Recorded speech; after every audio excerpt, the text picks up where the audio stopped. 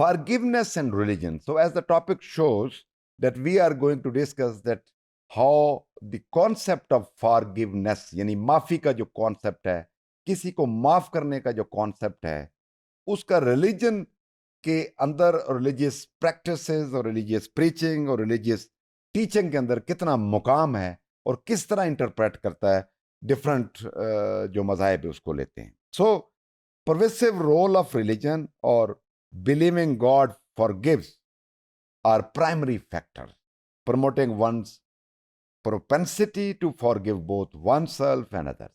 ये बुनियादी क्रक्स है, ये बुनियादी पॉइंट है कि तमाम मज़ाहिब के अंदर एक चीज़ बड़ी इंपॉर्टेंट है कि खुदा जो है वो माफ़ करने वाला है और खुदा माफ़ी को पसंद करता है.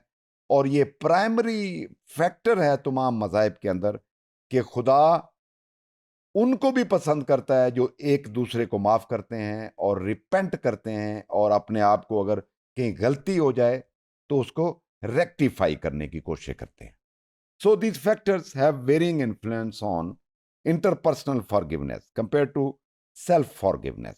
इसका मतलब यह हुआ कि दूसरों को माफ करना, जब हम इंसान आपस में मिलते हैं, एक दूसरे के साथ कोई मामला या कोई प्रॉब्लम होती है. दूसरा ये होता है कि समटाइम इंसान कोई ना कोई ऐसा काम ज़ाती तौर पे करता है जिसको पर्सनल सेल्फ फॉरगिवनेस की ज़रूरत होती है.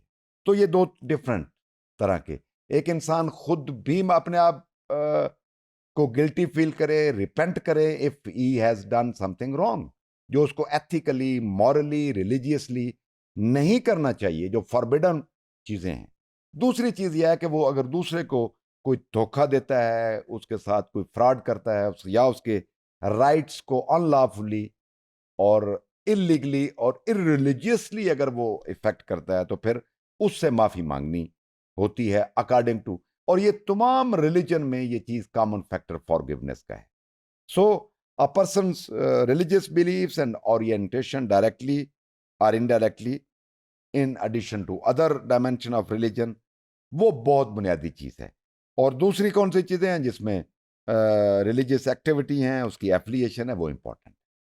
सो forgiveness is a decision to let go of the desire for revenge और ill will toward the person who wronged you. It is the act of good will.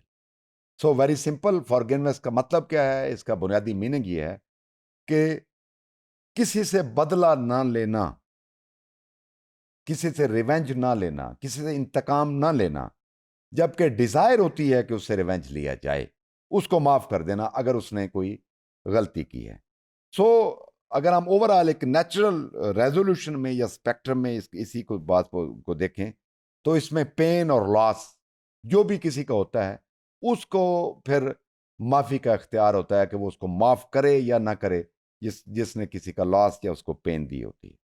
So mostly जो world के religions हैं उसकी तमाम की teachings में बुनियादी नुक्ता वो फॉरगिवनेस का है, जो कि गाइड करता है कि किस तरह फॉरगिवनेस सो डिफर करती है. नो डाउट कि तमाम मज़ाहिब के अंदर ये डिफर करेगी, लेकिन इसका जो बुनियादी कॉमनैलिटी ये है फॉरगिवनेस की, वो अक्रॉस द रिलीजन पाई जाती है, लेकिन इंटेंसिटी लेवल और इंटरप्रिटेशन उसमें फ़र्क है.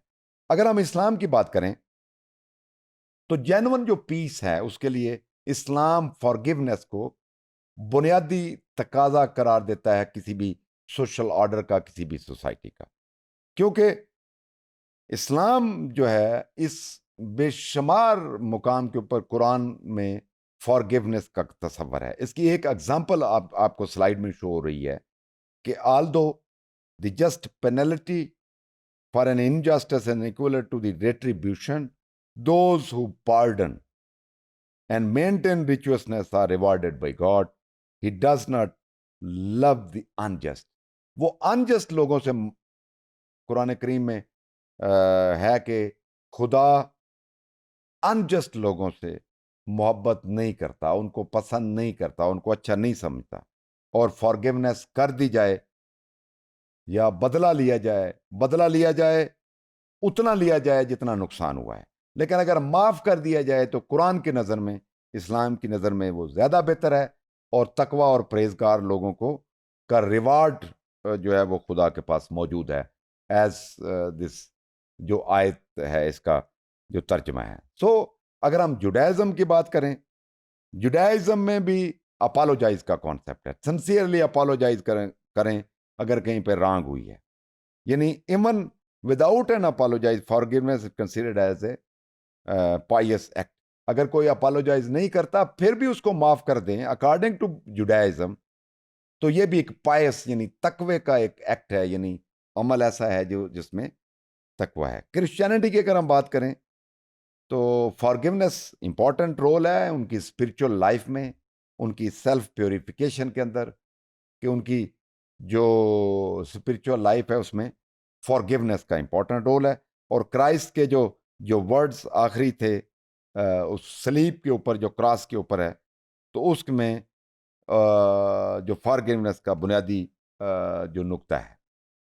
So the term forgiveness used to forgive people who have done wrong to pardon. So pardon का लफ्ज इस्तेमाल हुआ है। ओवरऑल भी अगर आप वेस्टर्न वर्ल्ड में जाएं तो पार्डन का लफ्ज वो माफी के कॉन्टेक्स्ट में आप अमूमन आपको क्रिश्चियन जो खास तौर पे हैं वो पार्डन करते हुए नजर आएंगे। So on the day of the judgement जो पार्डन है उन लोगों को रिवार्ड देगी जो आज पार्डन या फॉरगिवनेस के ऊपर बिलीव करते हैं और उसको अमल करते हैं। मुस्लिम्स का क्या बिलीव है कि नो पर्सन इज परफेक्ट, यानी कोई ना कोई लॉस, कोई ना कोई नुकसान, कोई ना कोई किसी से एक दूसरे से ज्यादती हो जाती है। ये मुसलमानों का ये अकीदा है।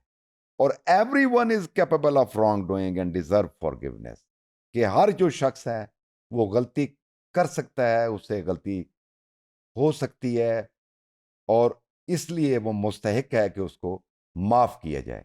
यानी मुसलमान दूसरे मुसलमान को भी माफ कर दें और फिर उसकी माफी जो है वो अपने अल्लाह से भी माफी मांगे और अल्लाह से भी वो डिजर्व करता है कि उसको माफ किया जाए।